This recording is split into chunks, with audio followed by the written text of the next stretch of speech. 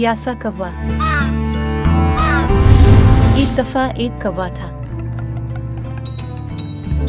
उसे बहुत प्यास लगी थी। वो पानी की तलाश में इधर उधर उड़ता रहा।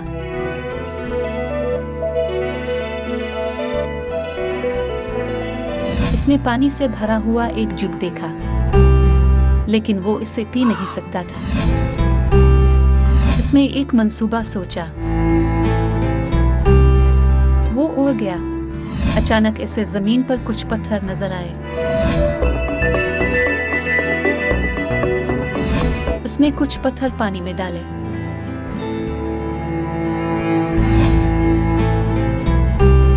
पानी पिया और उड़ गया।